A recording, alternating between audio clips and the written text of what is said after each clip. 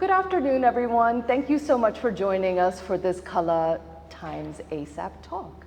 I am very happy to be doing this discussion today, well, more of a lecture, with Diana Campbell. This talk is called Creating Space, South to South Dialogues with Diana Campbell. And I would also like to thank the Faisal and Shabana Foundation for sponsoring this talk series. Diana Campbell has served as the Artistic Director for the Samdani Art Foundation and Chief Curator of the Dhaka Art Summit since late 2012. The first edition of the Dhaka Art Summit was in early 2012, and once Diana joined, she developed the summit from a small Bangladesh pop-up art festival into a major international art platform.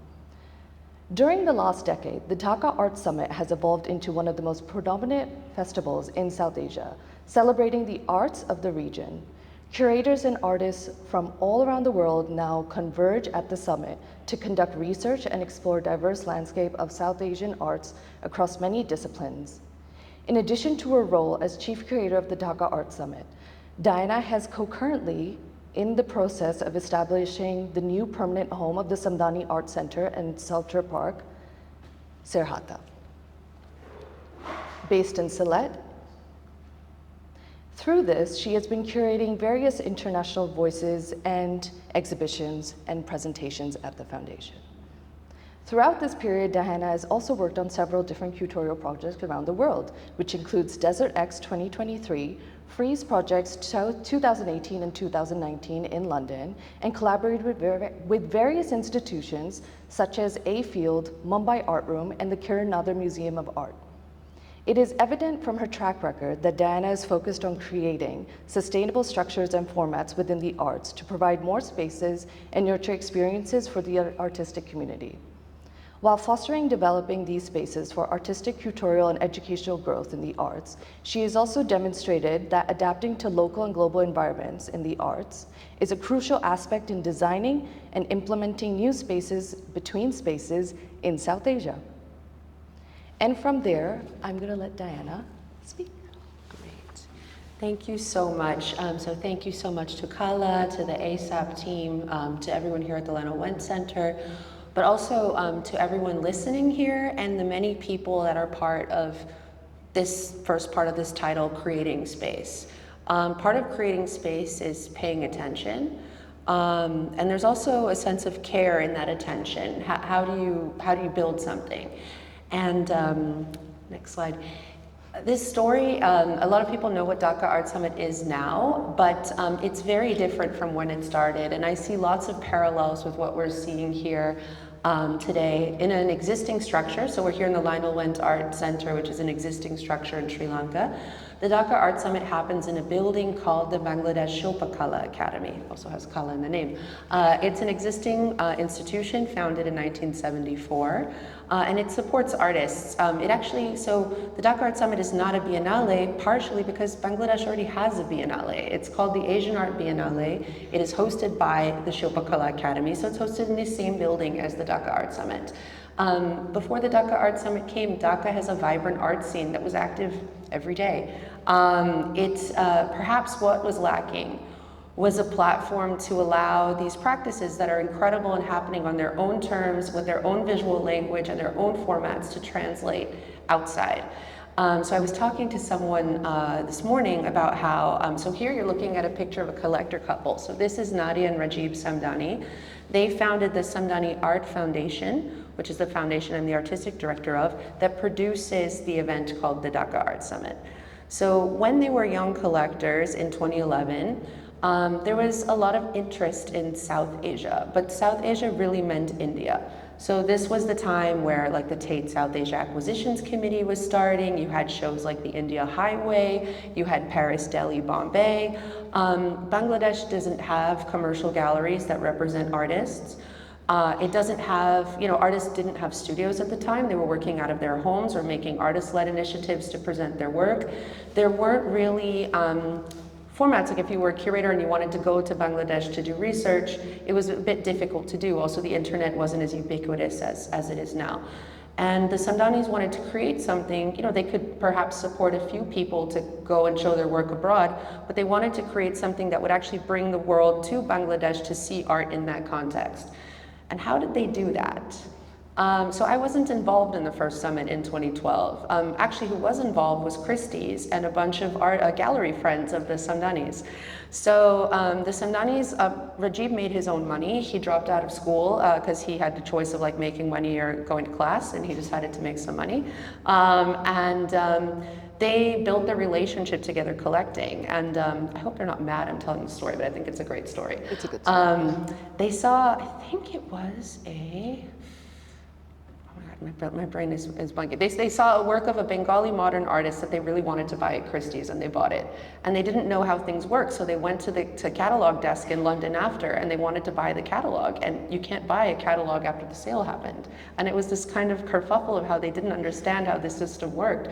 But someone was kind and listened to them and sat down with them and had a discussion about what they wanted to do. They were just so proud that an artist from Bengal was having this visibility outside. But in Dhaka, this young couple, local galleries, like the owners would go into the back and send the janitor out to give Nadia a catalog. When they wanted to start this summit, people tried to pull the venue from them. It was really very difficult to do. And they started this in 3 months, and it was all with local artists. They were also close friends with artists. Next slide, please. Previous slide, please. Oh, sorry. Quick, we just redid our website actually with Fold from Sri Lanka. I loved what they did with the Colombo Scope graphic identity. So if you come to our website, we've collapsed the Dhaka Art Summit and the Samdani Art Foundation into one portal where you can kind of see this idea that the Samdanis had of being an entry point to Bangladesh on this one platform. Next slide. So on this website, you can also see things from 2012. We don't have many pictures from DAS 2012 because it happened very quickly without a big team or much of a plan, but it was mostly the Samdani's gallery friends who came and were seeing works from artists from Bangladesh, some journalists, and Bangladeshi artists started to have some more mobility. So this work by Tayyeba Begum Lippi called Love Bed was in the first summit. It's now in the collection of the Guggenheim. But sometimes giving something a place to be seen locally is important. So some of the globally acclaimed Bangladeshi artists didn't have a place to show in Bangladesh, and Bangladesh kind of came into, or the Dhaka Art Summit plays a role in that. So why is this project called the Dhaka Art Summit? The Samdanis went to the India Art Summit, which is now called the India Art Fair. And they were very impressed seeing that, this was a platform where people from around the world could come and see art from India. They wanted Bangladesh to have something like that. So that's where the name came from. And soon after this first summit, which was a big success given the short time, the amount of people coming, they invited me to come be a part of this project to turn it into something more curatorial. But I was stepping into something that everyone thought was an art fair. So it was not until 2020, I think 2018, till that idea went away. And I think, when I came in late 2012, I think the first time we could really see the vision of this project coming together was in 2018. Things take time. Also back to this, so when some art teachers were seeing the Dhaka Art Summit in 2012, they thought it was a commercial platform, and they told their students to come boycott the 2014 summit. And what happened was so interesting. Some of the students who boycotted were so moved by what they saw that they wrote to us and asked to join our team. And our curator, who went from being an assistant curator to a full curator with her own curatorial agency, she's incredible, I learn from her every day, Ruxmini Chowdhury, who many of you may have worked with, she was one of these protesting students. We'll continue. So let's go to DAS 2014, first one I worked on. So this is an image of Parallax by Shazia Sikandar, and this was her first major presentation in the region, and it's surprising that it's in Bangladesh. Shazia, and rightfully so, did not want to dilute the way she presented her work just because there were not, because we didn't have the technological equipment to do something like this. So to give non-technical people an idea at a time, I don't know how much these projectors are now, they're probably cheaper, but in 2014, each Christie's projector was about $250,000 to buy. Renting, you cannot rent this in Bangladesh. There's also no art insurance in Bangladesh, so impossible to show this. But we learned that through building partnerships, because the Sharjah Art Foundation had produced this work, Shazia wanted to show in the region, perhaps we could borrow these projectors for a few days. So this kind of began, the way that the summit started growing was really by making partnerships early on, but following the desires of artists. What did artists want to show in the region? What did artists want to do? And so when I stepped into the summit, I kind of stepped into a format. So there were solo projects, galleries still had free space upstairs, but I wanted these solo projects, which we don't have anymore, to challenge that idea of an art fair, because the kind of work that couldn't really easily exist in like a commercial atmosphere, if that makes sense. And here you see all these children just mesmerized by this piece. I should also say that some of the local art professors, because new media art is not taught in schools, were saying that this wasn't art and this was stunts to their students.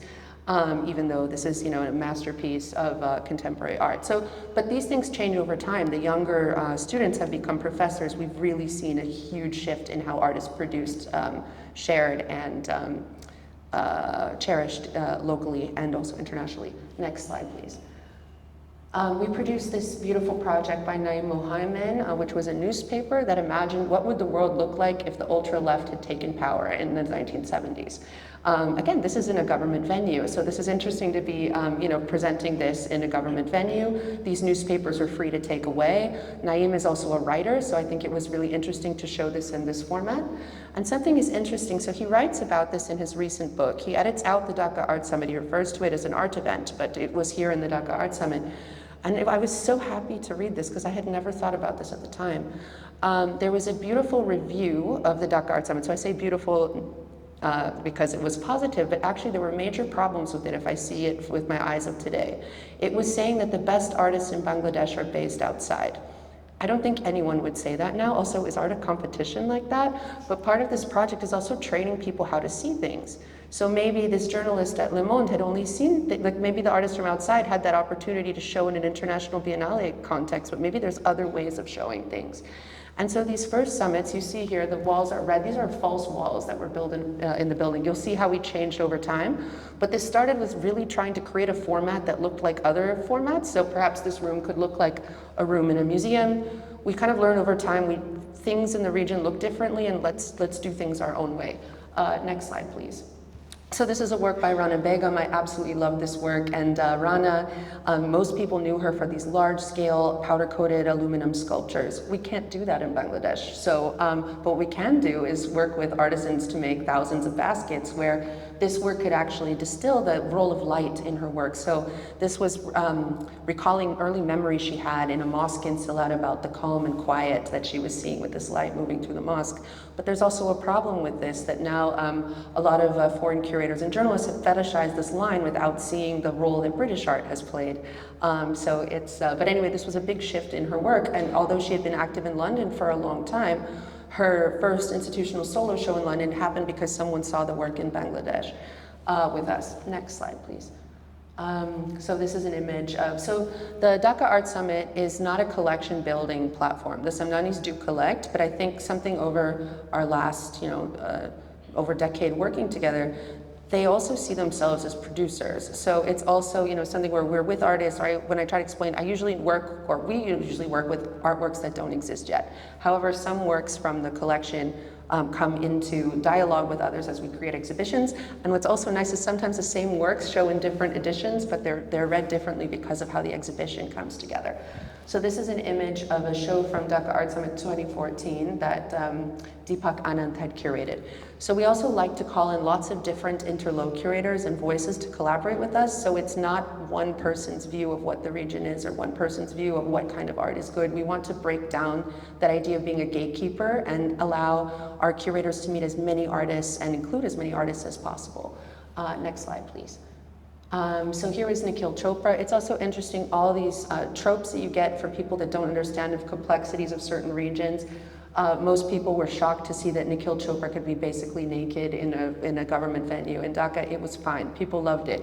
But the point of this is that we also we work with very long timelines. So let's say if Dhaka Art Summit 2014 is happening, we're thinking of Dhaka Art Summit 2018, 2020. So Nikhil was here in 2014, and we invited him to curate a performance pavilion for Dhaka Art Summit 2016, where he included Vinuri Pereira and a lot of wonderful Bangladeshi performance artists.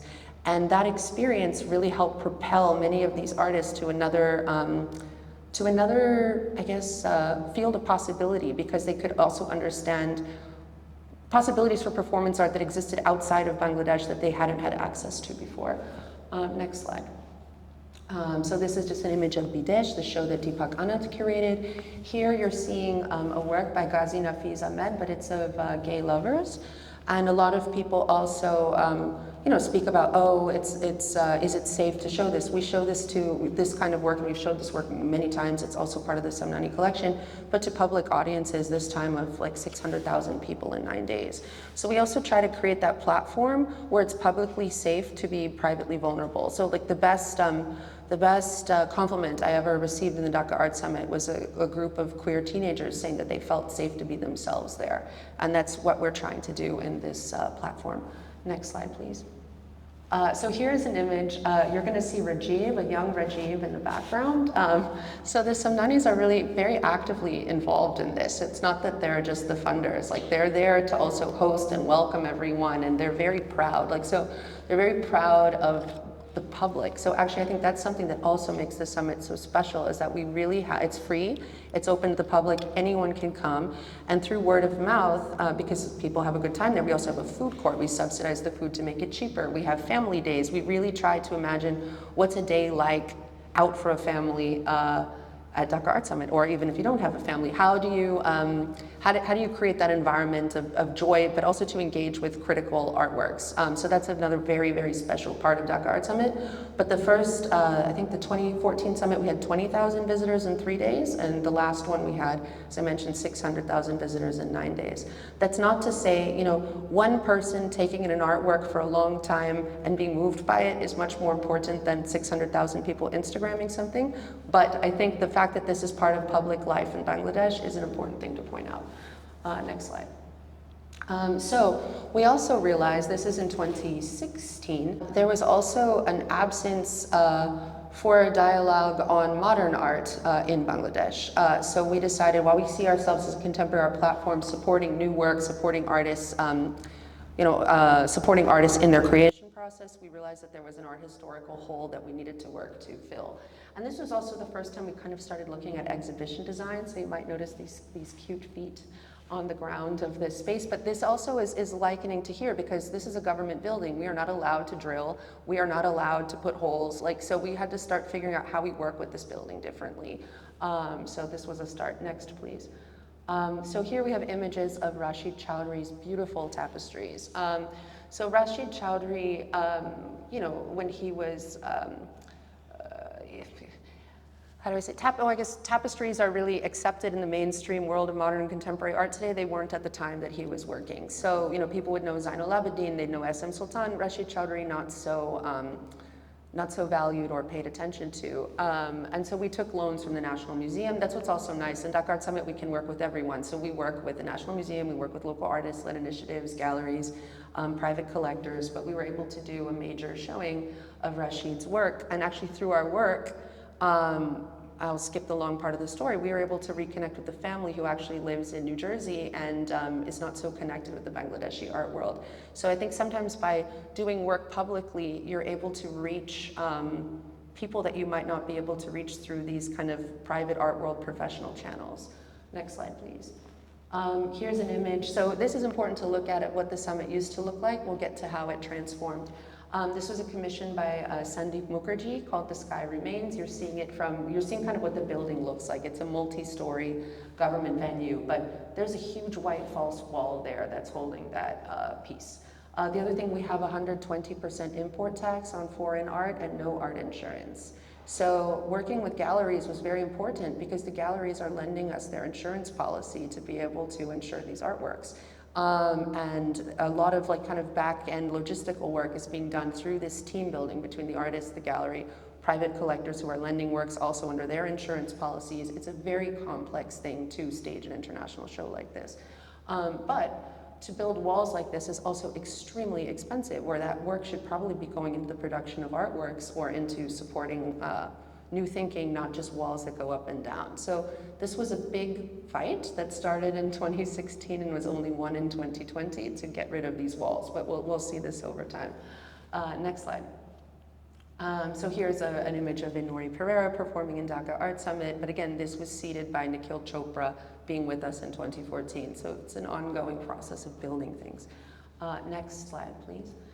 So this, I also have to say thank you to Nathalie Johnston, who's here in the audience, but this was a commission we did with the Burmese artist Popo. So something we saw is that the VIP culture, and actually this is also important, the VIP culture in Myanmar and the VIP culture in Bangladesh were kind of similar. They have these silly little VIP signs. So I don't know if you see this little red VIP sign on this desk, but Popo had done this project where he put VIP signs in public bus stops and just saw how people would make these long lines in queue. And so we came and we did the same thing in Bangladesh. But what's interesting is that since Bangladesh is not a military dictatorship in the same way that Myanmar is, some people thought it was a joke and laughed. So you were able to see this kind of cultural difference. But this, in the sense of collaborating, was an important moment because suddenly we produced this artwork. The Asia Pacific Triennial in Brisbane wanted to show this work, and the Triennial in Brisbane was before the Dhaka Art Summit. But for us, we want as many people to see this work as possible. We don't need to show it first. We don't need to, it's really about creating ripple effects by letting these works travel as far as possible and with as many people as possible. But I think this was also an encouraging moment, again, in this idea of becoming producers more than in exhibitors or collectors. That was, yeah, it's exciting when you're being part of an artist's process and watching this work grow and move across the world. Next slide, please. This was also very interesting. So from a personal level, from 2018 to 2016 to 2018, I was living in the Philippines. It's really interesting also when you just start sharing works with colleagues. As I mentioned, the first biennial, actually it's the oldest continually existing biennial of contemporary art in Asia is in Bangladesh. It was started in 1981, the Asian Art Biennial, which I mentioned. It's no longer good, it's more of so the way I describe it to people, they don't put an artist list, they put a list of flags of all the countries that are participating, and ambassadors are picking the work, so you can see images of Peruvians in an internet cafe in Bangladesh sort of situation. It's a nation building exercise. It's now no longer only Asian countries. But in the beginning it was really good because it was started by an artist named Syed Jahangir, who wanted to build a platform for Bangladeshi artists but with other Asian countries. So he went to Fukuoka, he saw the starting of the first Fukuoka Asian art show, and he went to different artist rooms with whiskey and small catalogs of things happening in Bangladesh and convinced them that they should be showing in Bangladesh. And the government said no, this is in 1981, Bangladesh is 10 years old, why would we do that? But the artists really wanted to do this. And also the Bangladeshi government collected the works. So it was very interesting, so in the same venue that hosts the Asian Art Biennial, to go on this wild goose chase in the storage of the Bangladesh National Collection to find these original works, but the ones that showed both in Fukuoka and in Dhaka, but also finding that artists from the Philippines and other countries donated their works to the Bangladesh National Collection, and to go find those works and to interview people who were a part of it, and also to pay homage to this important moment of building art institutions in Bangladesh. You can also see, during the Pakistani era, sculpture was really frowned upon. So there was a certain year of the Asian Art Biennale where the government really tried to collect sculpture. And as we were showing how the government was collecting, because basically the works we showed to re-show were the ones that they had decided to acquire, you could really see how art was a part of this nation building process and what stories they were trying to tell. Next slide, please. So this is just some images of that show. Next slide. Okay, so this was a very big turning moment for us. So we presented Rakib Shah's first, I guess, large-scale presentation in the region. So for those of you who don't know who Rakib Shah is, he is a Kashmiri queer diaspora artist living in London, whose work very much grapples with exile. And his family and him as well, they were antiques dealers for a while. And this was part of something that maybe many of you in Sri Lanka will remember, this New North, New South initiative. So there was some funding that was coming from the UK, that if a bunch of South Asian institutions worked with a bunch of Northern England institutions, we could get a large chunk of money. But as a young person at the time, I didn't realize, but I'm also American, I think things are fair, I'm delusional that way. But you know, I thought that we'd be sharing this money, but no, this wasn't to be sharing money. This was like for the UK institutions to kind of. I can tell you, I was part of this partnership because I was working at the Lahore Biennale at the time, and yeah, I was not sharing. No, it was not sharing. But suddenly we thought we had all this money, let's do this Rakib Shah project. And, but it was so interesting to just see also with these kind of rules of like couriering things between museums that the courier cost was more than to buy the same Japanese woodcut at auction. Like you were just seeing all of these kind of rules and museum procedures that weren't really contributing to the creation of art. If we love art and artists, it wasn't contributing to that.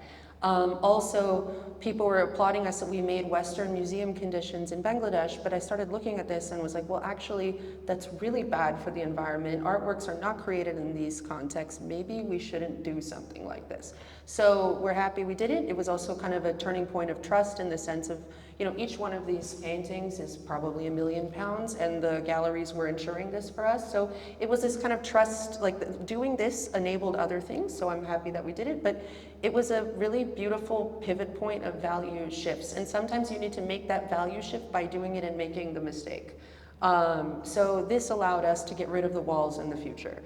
We'll get there later. Yeah. Sorry to interject again. Actually, one of the things that Diana said and explained when she was installing Shazia's work for one of the editions of the Dhaka Art Summit is something that we use when we're talking about Art South Asia project, is that they had to bring in someone from Berlin to install the artwork. And it's like, well, why aren't the expertise in the country, in the nation? So thank you, Diana. But it takes time to train that up. It takes, so you have to take a really long view, and sometimes things, you know. And when I was working on this in 2014, it was probably my dream to have that Rakib Shah project. Right? Things change as you start to learn and you see things and things in their own way. So this is an image of a beautiful collaboration we did with Sharmini Pereira for Dhaka Art Summit 2018, which was a group show which actually showed here in Sri Lanka at the MMCA. We were so happy that it traveled here, called 100,000 Small Tales. And the backstory of this work, which I can talk about now, is that the Sri Lankan embassy in Bangladesh actually tried to censor this show. So they didn't like that the show was, that the title came from Charan, who was a Tamil poet. They also told us that that, you know, Sri Lanka had gotten over its war. They didn't want to have this kind of dialogue in Bangladesh. And since our show happens in a government building, they would make this a SARC issue, and this would go to the Prime Minister. So this was a very, we decided sometimes the way you deal with these threats is just to go quiet and ignore them. But we were trying to like make plan A, plan B, plan C, like what are we going to do about this? So luckily that ambassador got transferred, but we knew that if we tried to like import and export these works under traditional channels, this probably wouldn't happen. Next slide, please. So what did happen, I mean, this is a very hard picture to see on the right, this like pink Instagram photo, but like my colleague and I ended up carrying 390 kgs in I think 20 crates legally, like it was exported like in the airport, but it took so many people collaborating on this. Saskia Fernando used her gallery as the kind of central collecting point for all of these works. Collectors lent their works for this show. Like, you know, it was a huge display of trust of the Sri Lankan art scene to let these works, and also of Sharmini and having the trust that, you know, we would pull this through to have this show in Bangladesh, and people in Bangladesh are still talking about this show. What I also loved was it was an inventory of kind of artworks, but also their exhibition histories were in the wall label. So sometimes there's a problem where, or I would say in this Paris, Delhi, Bombay days of South Asia shows, people were exporting things that kind of had that exotic trope, like works are, you know, lots of pots, lots of bindis, lots of these are works that were actually showing in Sri Lanka, and the wall text would say that, and they were made for Sri Lankan audiences. And that for us is very important in Dhaka Art Summit, that curators are making things for Bangladeshi audiences. Most of our audiences are Bangladeshi. You know, I think we had max 1,000 foreign visitors, and if no foreign visitors came, we would be okay with it. It's, but that context shifts. So for us, it's really important to have that experience where South Asian and non-South Asian curators can be creating shows for Bangladeshi audiences. Next slide, please. This is an image. This was a positive thing from the New North, New South collaboration. This was a performance piece by Ritu Sartar, where we could afford to do the performance, but we couldn't afford to make a film out of this.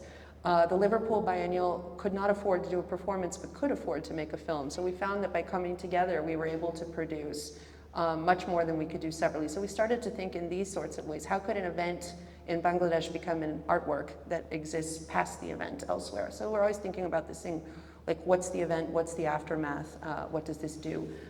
Next slide, please. I love this image. This is an image of a show curated by Devika Singh called Planetary Planning, where you're seeing this group of girls on a school tour looking at this work by Zarina. See if there's anything else to say about it. The other thing is, Devika started working at Tate after this. We also like to work with people who we see like this visibility from Dhaka Art Summit will give them other opportunities in the future. So taking younger people who will keep that Bangladesh experience with them for the rest of their life is something that we actively think about when we select people to join our team. Next slide. This is a show, it's actually our longest traveling show. It's called A Beast, a God, and a Lion, and it was curated by Cosmin Costinas. And also, I love the Art South Asia project, but like what I realized in my time in the Philippines, that South Asia is too limiting of a framework to look at Bangladesh. So if you put Bangladesh in South Asia, it's always a little brother to India. There's nothing you can do to stop that. It will always be seen in that way. But this is not subjective, it's a fact. Like Bangladesh, it's actually, there are more flights going to Malaysia, to Thailand, to Singapore, and they're cheaper than the ones going the other way to India.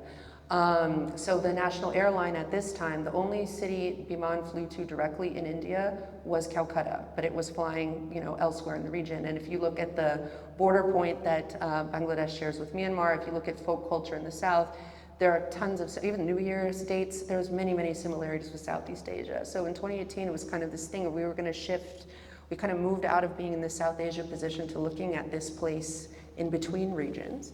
And so Cosmin's show was very much looking at that. And it traveled to, oh my goodness, Myanmar, Hong Kong, Poland, Thailand. I'm probably missing stops along the way, but it was a really beautiful collaboration. But also trying to look, and this is something we look at much more today too, people might, there are many ways of experiencing culture that are not a biennale. Like there are melas, there are theater festivals. So we've really also tried to say, how can we become a platform to share those ways of looking at things rather than trying to reduce things into white walls or white walls painted blue and pink. Next slide. Okay, this is now a funny story, but at the time was quite traumatizing. So what you're seeing here is an image of our most requested work on loan. So this is a work by Srihatta Rajbandari, who is one of the co-curators of Columboscope, and she's here. And so this work is called My Great-Great-Grandmother's Shawl. And so here you're seeing an image of her great-great-grandmother, I believe her grandmother and her wearing shawls, but also looking at the change of how textiles and how culture is valued over time. The shawl here on the right is made out of tags of garments, right? So now in Nepal or in Bangladesh, producing garments is more lucrative than weaving precious textiles. So we had our first incident of theft in Dhaka Art Summit. So a teenager in install was walking around and decided they really wanted that shawl. And they took it. And we only figured this out after days of looking at CCTV. We were traumatized. We didn't know what to do. We were like, okay, Srihatta, we're gonna acquire this work for the collection. Please, can you make another shawl? So she made another shawl, but now we see that the visitor had validated this as the most important artwork before other people did. But this work is now on view at the Kunstinstituut Meli in Rotterdam. We've majorly increased our security since that time, but it was a very interesting moment of what makes an artwork valuable, what does this mean, but also building the infrastructure to deal with these things. Next slide, please. So art mediators have also become a super important part of what we do. So we started this actually through a grant with Pro Helvetia in 2018. So we had 25 art mediators. I think we have 160 now. And we have this WhatsApp group that's just going off all the time. And the mediators have actually been involved. They're now involved in the curatorial development of the themes, both of the last summit and the one coming up. Next slide, please. So this is us and our team like before, but as you see, Rajib is here, in the center of things holding fort, but keep going. So we also we built, if you saw in the DAS 2016, the Rewind, where we were bringing modern art into into the fold, but also talking about the Asian Art Biennial and looking at those histories of cross-Asian connectivity, we realized we needed to also create a space for art historians to come together and to be able to access this research, to meet people. So when you're an event, you can really be a meeting point. So again, over time, people are watching what you're doing. We were able to get a grant from the Getty Foundation for a program called Mahasa, which was connecting modern art histories in and across Africa, South and Southeast Asia. We were able to meet in Hong Kong in 2019. Our last flight arrived before the protests shut down the airport, and we were able to meet again in Dhaka in 2020, right before COVID. But what's also beautiful is that these networks, these professionals are still in touch. They're doing their own collaborations, their own exhibitions. We don't have to doctor or babysit everything. We like to be this catalyst point where people make their connections and go out in the world and do something with it. So this was also this idea, why do you have to go to Paris or to New York or to London to have these discussions? Can you bypass those contexts and have them directly? Next slide, please. Sorry, again, just to interject, there was a small show I was curating for the foundation I work for, the Rangoonwala Foundation, and I was looking for research on modern Bangladeshi artists, went to the Dhaka Art Summit in 2020 and found everything that I needed to know. So it was very informative and helpful. Thank you, and I hope also more questions of what you don't know too. Of course. Yes. So this is also an image I just tried to share. Some artists, like what we also, like, so I love Saskia Pintalan's work. I hope she's here in the audience, but a Belgian artist that has been living in Sri Lanka for 43 years. And sometimes when you look at the world in regional boxes, she's not South Asian, but she's lived here a lot longer than sometimes other diaspora artists that may have never been home have been. So we really just also complicate that idea of like, what does belonging mean? What does regional mean? And more try to have a more open discussion about that. Next slide. So I mentioned that from 2016 to 2018, we took this shift to look at the space between South and Southeast Asia. And in 2020, we blew it all up. So the title of that shows, this was the first summit with a title. They now all have titles. So it just took time to take this platform from being an art fair that became a non-commercial art fair. So when the galleries were there, all the space was free. There was no money or sales. We still don't make any money off of sales of art.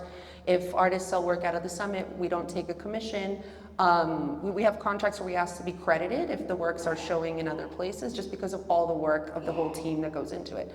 But otherwise, we're not commercially involved at all in the artworks. And also, if we buy artworks from the summit, we buy it from the galleries. So it's done in a transparent way. But here, so Seismic Movements was the title of this summit, and it was more thinking, so it was inspired by two works. One is an amazing research work by Dr. Zahia Rahmani called The Seismography of Struggles, where she's looking at perhaps pamphlets from Haiti and in the 1800s might look like pamphlets from Bengal in the 1800s in the sense of farmers' struggles or independence movements, even though these people never met. So it was a chronological kind of scanning of how zines were expressing protests and how, yeah, humans can be seismic, feminist movements can change the world, independence movements can change the world. But also if we look at the history of geology, Pangaea, right? You could walk from Australia to India at some point. So this is a work by an Argentine artist named Adrián Villarrojas, and it's made out of 400 million-year-old trilobite and other fossils. So this is when the world was a giant seabed. So if you want to break up borders, it's very interesting. And I'm lucky that I speak Spanish. So my time in South America, which is a place that's very close to my heart, shows that there's actually a lot of similarities. Also, if you're looking at, control, forced disappearance. I mean, there's so many stories where perhaps an everyday farmer in Argentina has more with an everyday person in Bangladesh than they do with the Samdanis. So how do we start making these global connections? So I would say now, like even with our website that you see, we are more of a place to connect the world with Bangladesh than we are in being a South Asia platform. We love South Asia, and we love to connect the world through that lens, but we can't, like, you will not understand Bangladesh if you limit it to, South Asia is a geopolitical word. So next slide. Here I love our art mediators, so I mentioned this has grown very much. They're also an instrumental part of making the artwork, so this was a beautiful piece. So we also love working with artists over time and also responding to their critical feedback, the critical feedback of artists, the critical feedback of colleagues, like how do we grow and get better each time? So Rana came back, and this was a collaborative work made with thumbprints. She was remembering being a kid inside mosques, or not just mosques, but in construction sites where you see the hands of the workers on the wall. But you can also think of thumbs as like voting. I mean, there's many, many layers to this work. Next slide, please. This was a beautiful work by Neelima Sheikh called Beyond Loss. So there are some times where artists, we like to have as much work produced in Bangladesh as possible, but an artist like Neelima Sheikh, she needs to make the work in the studio. And this was a work called Beyond Loss that is chronicling women's struggles in Kashmir. And you could not have shown this work in India at the time that this was created. So sometimes Bangladesh, or having something nearby but outside, gives a kind of freedom to express something that needs to be heard and seen. So here you see those last slides where we had all the kind of false walls. We were able to make, so the other thing is the building has its own corners. I'm not going to show that Neelima Sheikh scroll in a place without climate control. So the works that need climate control go in their own galleries, but we stopped building false walls to create these conditions for artworks that aren't made in those conditions. So here we worked with some young designers, and this is a wall that's made out of canvas, so jute canvas with a bamboo frame in the back. The red is rented scaffolding from construction sites. And this became a wall, so there was an exhibition on the back. But in the end, this whole thing rolls up and is a painting. And so this was made in a collaboration between Jyota Shilpa, which is an incredible artist-led initiative in Bangladesh, and Sabi Contemporary in Berlin, which I know has collaborated a lot here in Sri Lanka as well. And they made a timeline of resistance movements across Asia and Africa, and they collaborated with cinema banner painters. And it's really great because these same cinema banner painters later went to Documenta to work on the Brito Art Trust piece. There's a lot of crafts that with globalization, you think that a poster is supposed to look a certain way. So these cinema banner painters don't have people don't want to see cinema banners like that. So there are artists creating other forms, either making notebooks, collaborating on artworks, giving them other ways to be creative and to be able to support themselves. Next slide, please. So I also love that there was a little cutout. So you can't really see so clearly here, but this black cutout actually was a stage for puppet theater. So there were also, so for me, one of the most moving things of this project in Bangladesh is how you're seeing it change people's lives that are outside of the art world. So this is a group of kids that have a theater group, and they're in an area called Thakurgaon. The group's called the Gidrivalli Foundation for the Arts. So these kids were in Dhaka, they were in the newspaper, you're seeing the older ones performing here. And suddenly this attention that they're getting, also when international institutions commission them, they get artist fees, so it's small amounts of money, but their parents are getting money. You're seeing girls being enrolled into secondary school for the first time. You're seeing some of these girls going to France to do apprenticeships. Not that everyone needs to go abroad, but that was an unthinkable possibility in that community at that time. So it's really making a real change in the real world and not just being a spectacle. So when we're trying to think now about like, what do we do? Where do we put our time? Where do we want to put our resources? And what is power? It's this. Next slide, please. This is a beautiful performance by Cora Crit and Alex Govik, but it was basically called Together. And what was beautiful when Cora Crit talks about this project after having done it, he wasn't speaking the same language with the performers, but what he really tries to do in his work is create ritual. And actually this process really validated and enforced that idea of what ritual can do. So ritual is something coming much, much more into what we're doing in the foundation as well. Next slide. So now we get to 2023. So Dhaka Art Summit, let me see how we're doing for time, by the way. We're okay. We're okay? Yeah. I skipped something about, so I talked about seismic movements. Seismic movements also had a big intellectual arm of it. We were also known for all these talks, bringing together art historians, curators, practitioners. But during COVID, we were all like dead on Zoom. So I kind of figured, why are you going to go all the way to Bangladesh to sit in an auditorium and listen to people you could listen to on Zoom? That it was probably time to get out of our heads and more into our hearts, and to also think about our feelings, because we weren't able to meet in the same way during COVID. And because we had so many people in the summit, we also knew we could only do the summit if we could have those amounts of people. And so we also tried to think, how through a form of an exhibition could we make strangers friends? So those are just some things floating through our head. And as I mentioned, everything of a summit is seated before. Aurobang Nikanga, who has beautiful work in this Colombo scope, she was with us for about 6 weeks in Dhaka, and she was meeting many people developing a project called Landversation, but one was a researcher who told her that architecture in Bangladesh used to be made for floods because they took flooding as constant. It's part of the landscape there. And so why are you building against floods when you know there are floods? Let's build for floods. And so she was really excited about this insight, and I was like, oh yeah, that's really interesting. And then through some other channels, you connect the dots, I found out that there's a name for young girls in Bangladesh, which is Bonna, which means flood. So if you name your child Flood, it means you're not looking at a flood like a disaster. And so we decided that we wanted to name this summit Bonna, that it would kind of be about floods, kind of not. It would kind of be about little girls, kind of not. But it would also really be about translation, mistranslation, and context. And here is where the art mediators, and I'm American, I don't speak Bangla. I have lots of limitations. I see my role as setting something up for young Bangladeshi creatives to take over and make their own platform, to be the coach that can kind of help with these connections, to get the projectors lent, to get the insurance, to get people to come to be part of this. But in the end, for this project to be successful, it's going to be my team that's going to be running this. And it was really beautiful. Like, this is the first time that Bonna became a more important word than Dhaka Art Summit. And our next summit is actually, the title comes from a visitor. But here you're seeing, we also realized that because of these 9 days, we're much better with live work, with all of this kind of stuff about the shipping, the insurance. Actually, it's really great to put money into people.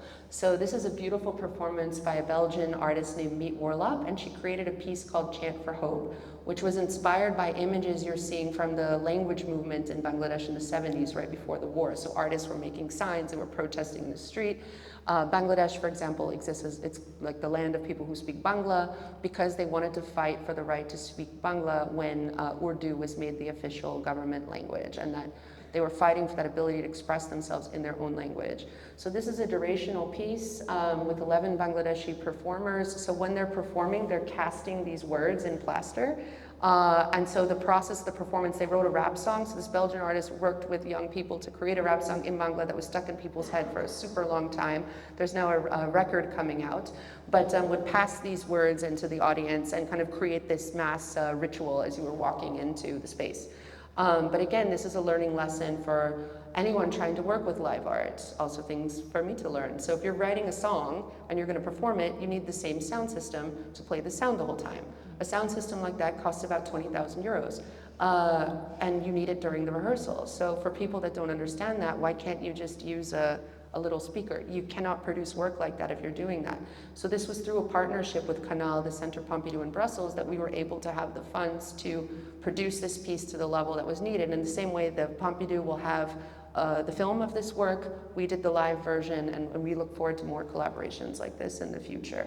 And now also some of these performers will perform with her in other countries, so it started a really beautiful longer-term collaboration.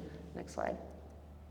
This is a work by Anthony Gormley, which surprised me very much. So Anthony asked me to interview him for a book, and I was surprised because it's not really the kind of work that I normally work with, but I love being in dialogue with artists, why not? And I found out through our conversation that Anthony had been studying meditation in South Asia before he went to art school. So he was in South Asia for about 4 years, 50 years ago.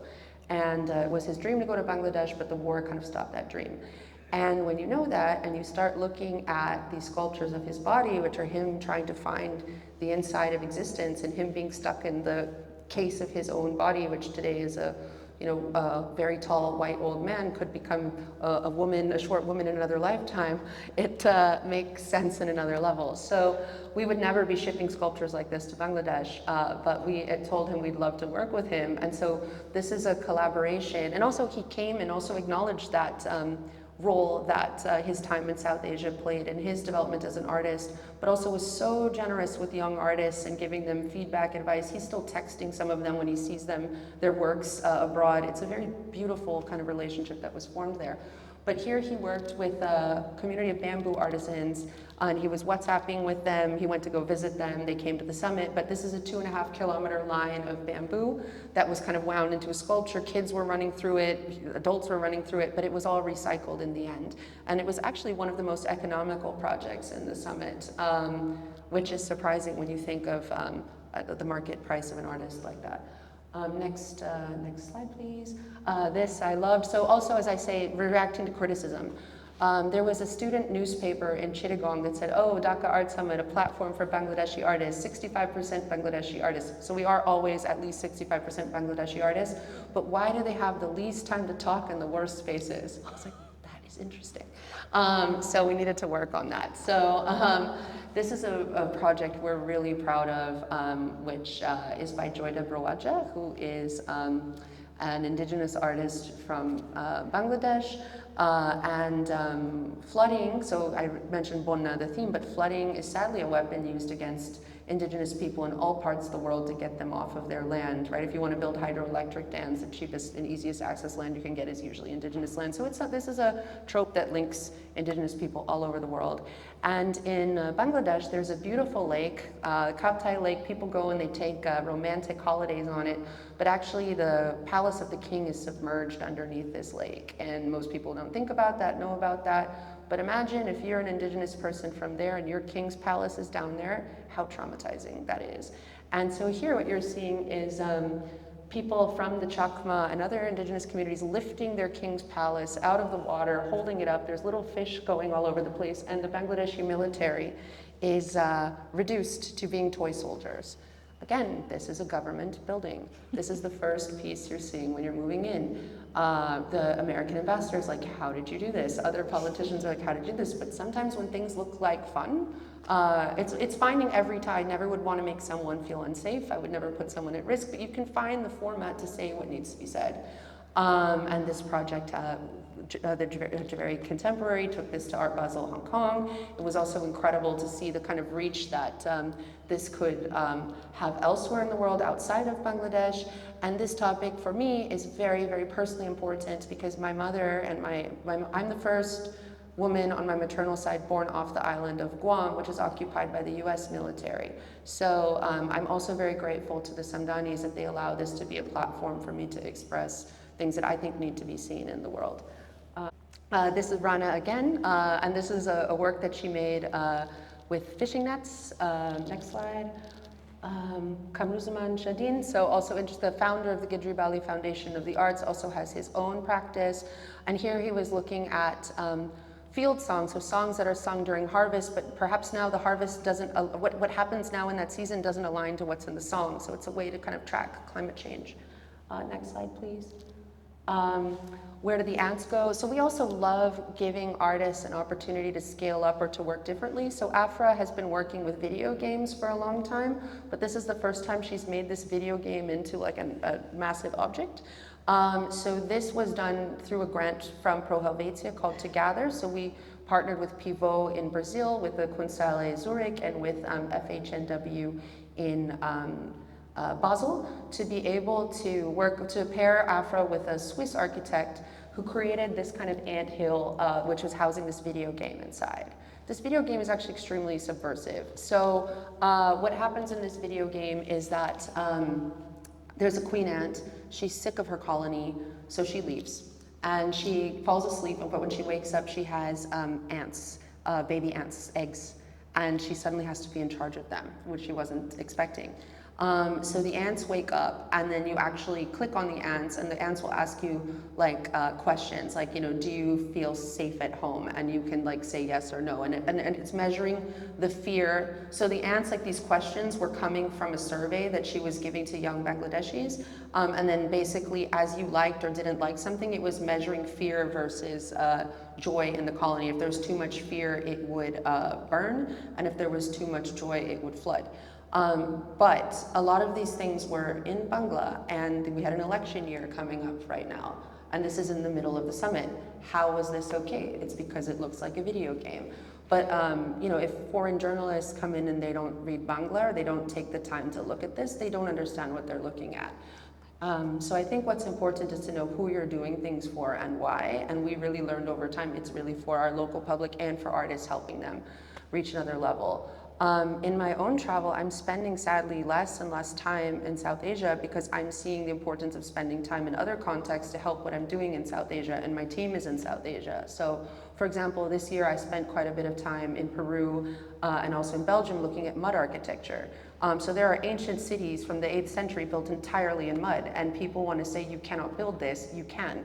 And so even today I was so moved in the Minette de Silva show, looking that she was asking people if they could use rammed earth for projects.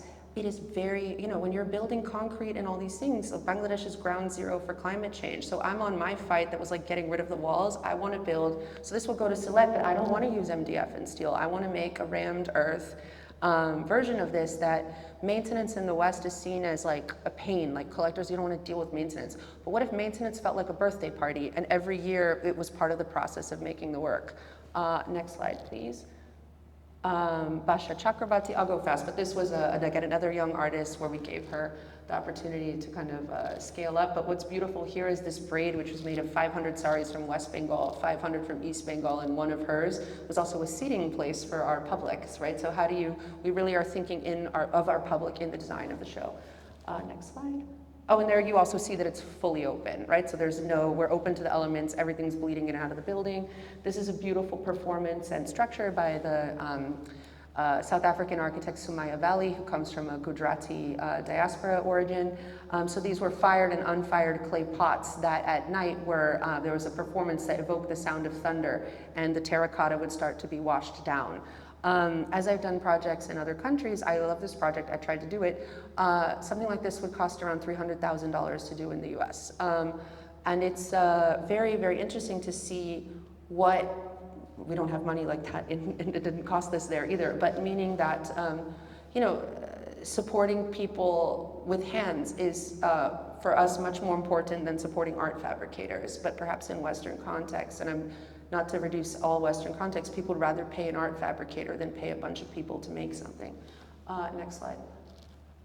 So here you see, okay, we have, this is our 123 art mediators. We have more now, but who are, again, actively involved in this process, and also in the curatorial development. Next slide. This is here, you're just seeing, look at how many visitors we have. It's crazy. And people have fun, they love it, they ask questions. It's like, so things that people see, and it's also because they come each time. It's not, the best description I heard of the summit is that it's a family reunion where you see the kid grow up every time. Next slide, please. So we also do a lot of behind the scenes work. So artists need import-export codes. Bangladesh artists can't just send their work to Documenta. They can't just send their work to biennials. We're doing the paperwork for them. So, and that's something we're very happy to do as things move in the world. But, you know, it costs money and it's a lot of paperwork. So, but it's something that's, people can't do alone. Like you need, so here you would need a Sri Lankan entity to do this, Bangladesh, you need a Bangladeshi entity to do that, and we're happy to assist. Next slide. So a lot of these like kind of spectacular works that people have seen, we've helped behind the scenes. Next slide. This is out, so I'll go quickly, but some of our shows travel to other museums. This was a collaboration with the Kiran Nader Museum of Art, and we loved Irushi's animated films that we were showing there. Next slide.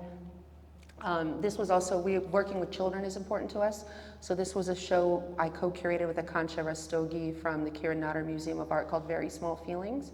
So part of being a child is learning how your very small feelings that can feel really big, how do you control them, how do you relate to them? And so we tried to also connect everyone with their inner child. So it's a show that's as much for adults as it is for kids, but it was beautiful to see this as a 9-day thing in Dhaka and as a 3-month show in Delhi. Next slide. Next slide. Next slide. So Srihatta. So from here, I'm going to sleep in this building for the first time, which I'm very excited about. My team packed cool pajamas. So when everyone's at the India Art Fair, we're going to be in a village, a 45-minute flight from Dhaka. And so this has been long under development. It is a residency space. We used to use the word sculpture park. We need a new word. We'll get there in a minute. But a place for art and nature in Sylhet, which is actually where the Samdanis come from. This is our gate. So the sound in this gate is amazing because of the curve. So you can hear echoes. The way it amplifies things is quite beautiful. So this gate will become a stage. Next slide. Here's some images of our gallery space, which I mentioned that comment about Shazia Sikandar's work at the beginning of the talk, but new media, expanded cinema, it's not taught in art schools. So a lot of these works that are here are also teaching tools to try to bring that into dialogue and to kind of support that kind of work. Next slide. So for example, Zihan Karim, you'll see the second version of this work in Colombo Scope. This work will be going into that gallery in dialogue with other new media artists. Next slide. It's an artist residency, so here you're seeing some construction shots, but in the future, like talks are an art. Could we have all the speakers together, getting to know each other over 5 days before they speak to all of you? Or performance pieces, can we house the whole crew here, like to develop pieces? So more time and more space and a slower pace are also essential to making something good. So we're also going to be delaying the summit by a year so that this can come into existence. And then when you come to the summit in February 2026, you can visit both easily. Next slide. So this is one of our, I think this work really captures this essence of like what the foundation wants to be. So this is a piece called Vamsera Bamsi, which is a sculpture. So perhaps people at Kochi or other places have seen sculptures with dead bamboo of Asim Waqif, but this is with living bamboo. And we're working with the Forestry Research Center. So I think about 20 different species of bamboo of different diameters. And when the wind blows through it, we're 6 years into it. The thought is in 20 years it'll work. It'll play like a flute.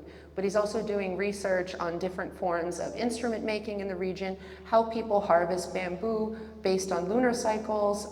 So it's a whole deep dive into ways of existing and making sound with bamboo, and it's a collaboration with the environment. We're not going to put a big sculpture in the environment to just get flooded away by the rain. We want to celebrate the rain and the creation of the work. Next slide. So here you see our new logo by Fold, which is actually referencing the gate. And I'm happy to answer any questions, and I'm really excited to be a part of this platform, which is at the beginning of something that I think has a lot of potential and that our audiences in Bangladesh will benefit from too, because we'd love to show more Sri Lankan artists. Thank you so much, Diana. I actually am going to be a bit selfish and ask the first question. Okay. And my first question is, you clearly know so much about the commercial market as well, and it feeds so much into what you're doing in the non-for-profit, and it's so important for the ecosystem to all work together. Can you explain a little bit more why it's important? I know about the commercial market. I think I just am good at connecting dots, and I think everyone has a strength.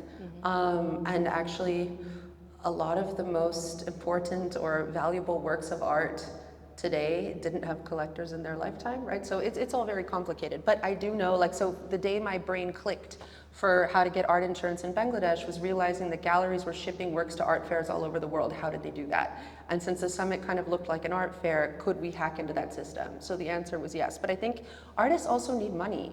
So when I first started working at the summit, I'll just be very honest, I was like, there should not be any galleries in here. Why is this happening? I was super against it, because from my American standpoint, we're church and state. You do not do this.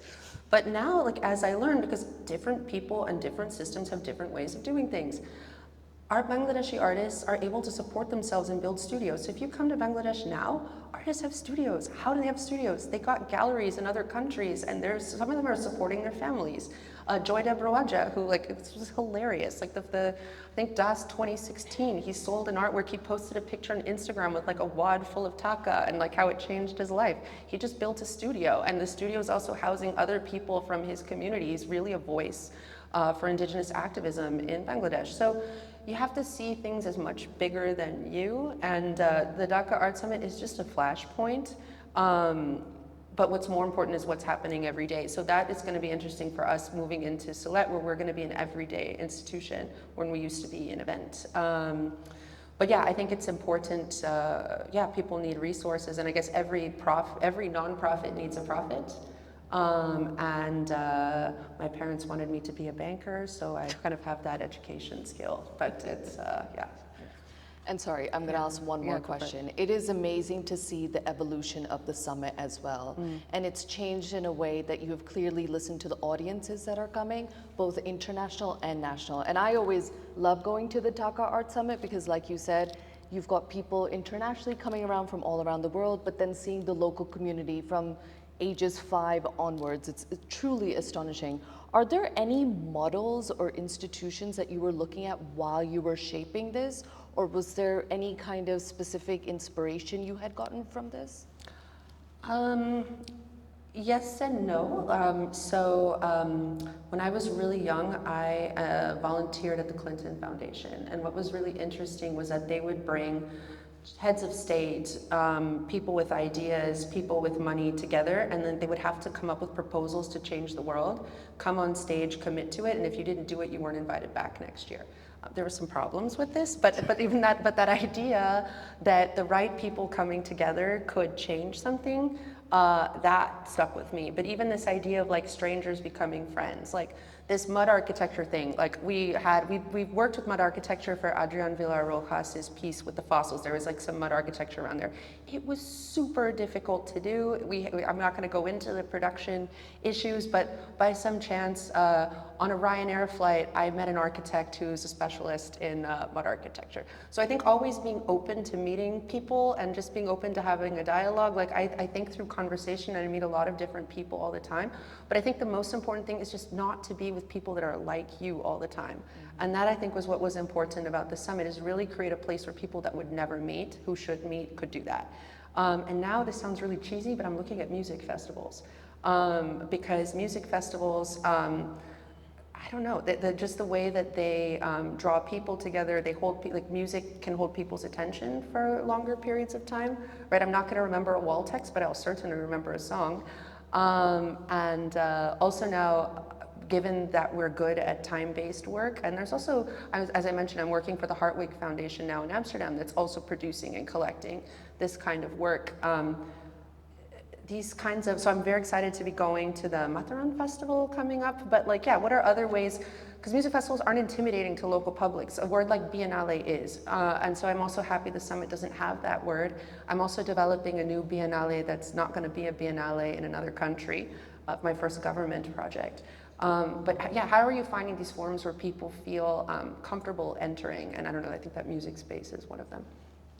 Thank you so much.